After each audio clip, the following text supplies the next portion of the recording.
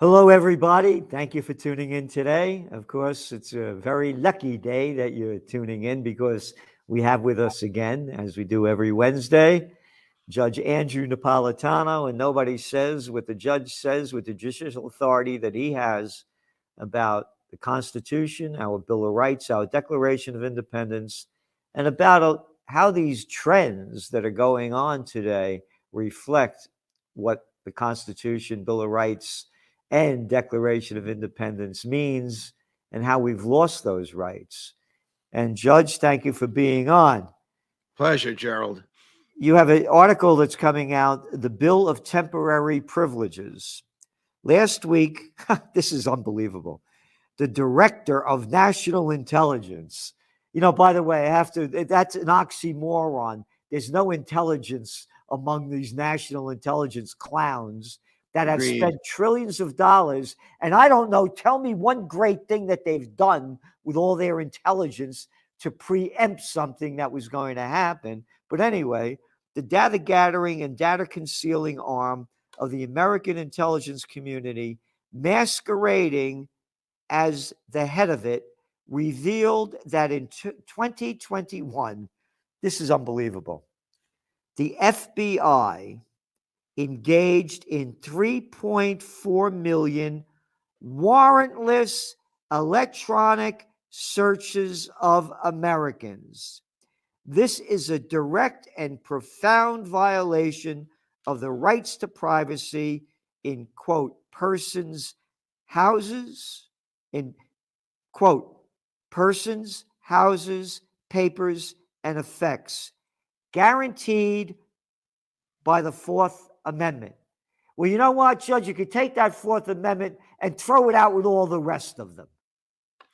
Well, that's why I called the column "The Bill of Temporary Privileges," because we don't have rights. I mean, a right is an absolute claim against the whole world to do something. Think as you wish, say what you think, publish what you say, worship or not worship, use your property as you see fit, exercise your liberties without a governmental permission slip, and be left alone by the government. We don't have these rights. They have become temporary privileges to be expanded and contracted at the government's pleasure.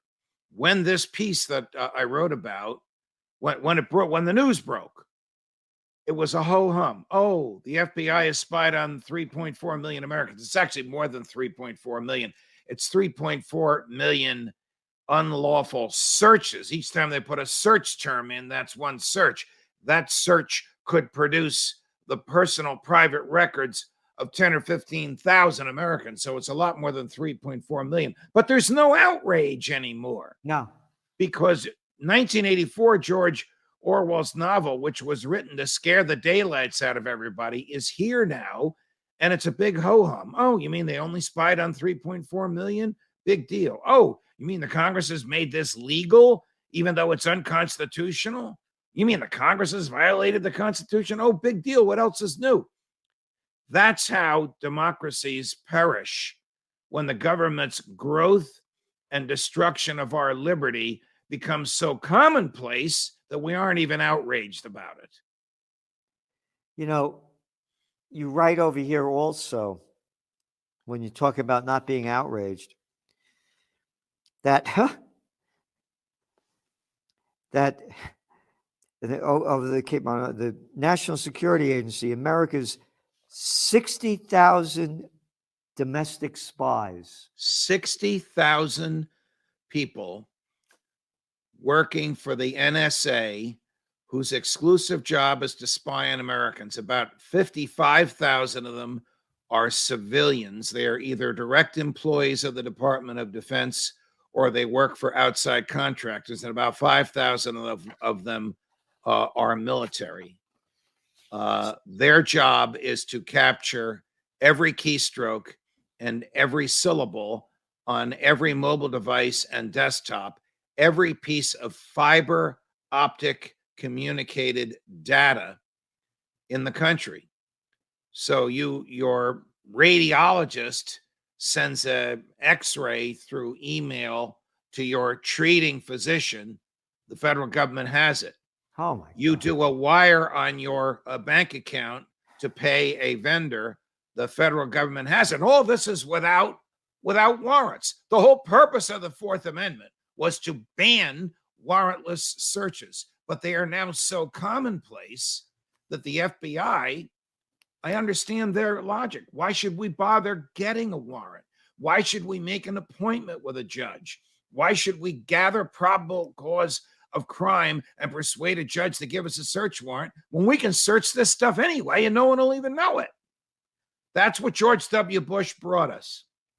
When Edward Snowden, a great American hero, revealed that the Bush administration was spying on everybody all the time, Bush persuaded the Congress to make it lawful. It is lawful because there's a statute that says they can do it, but it's unconstitutional because the statute violates the Fourth Amendment. And nobody seems to care. Well, some people care. There are progressives on the left, like Bernie Sanders and Ron Wyden, who's terrific about this. They complain. And then there are those of us who are libertarians and believe in the sovereignty of the individual. We complain. But the vast people in the middle and everybody in the government just sort of looks the other way. Sovereignty of the individual, huh? That's it. That doesn't exist anymore. No, Madison argued, very interesting. There's a letter Madison wrote arguing that the individual is sovereign and not the state. I mean, to you and me and the people who are generous enough to be watching us now, that's a truism. That's a baseline argument. But to people in the government, they don't accept that. They believe that the government is sovereign. They believe that we work for them rather than them working for us. You know, and you look at the them. How could people take orders from these little freaks? Out of her mind, Diane Not So Feinstein, little Chucky Schumer, chins down to his stomach, McConnell, Mitch McConnell. Look at that nothing of a clown. Lindsey Graham.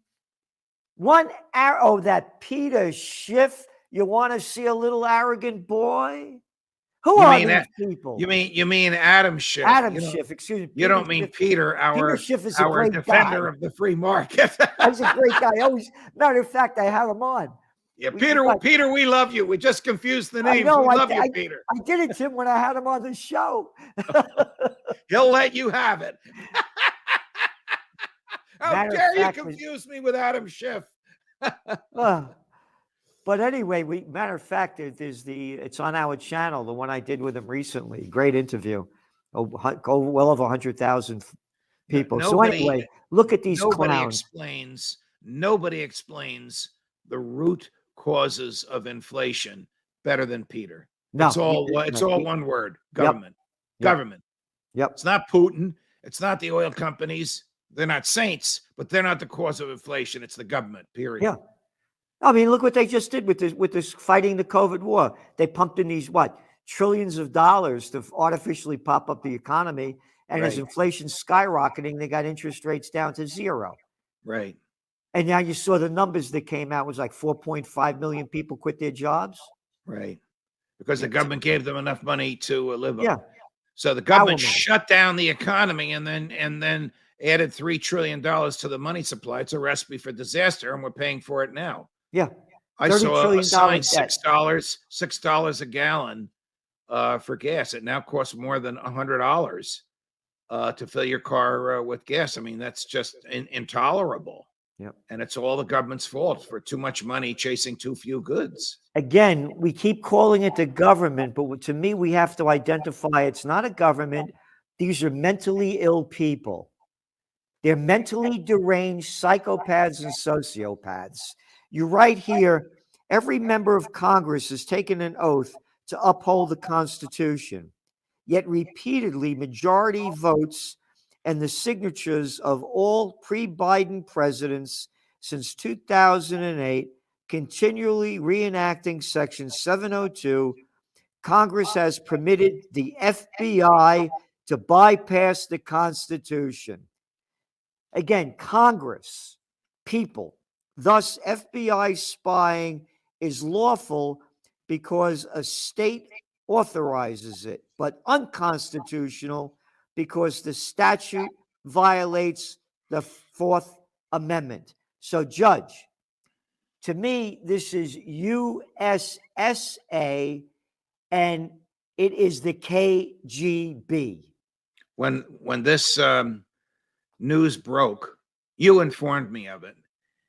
And without even seeing the identity of who sent me the email, I knew it was you because the subject line was America spelled with a K instead of a C, which is, of course, the way we sometimes spell it to point out that we are slipping, not so slowly anymore, into a Soviet-style totalitarian government.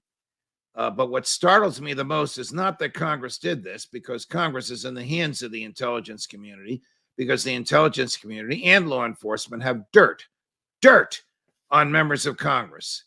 And they will coerce members of Congress. They will show them in private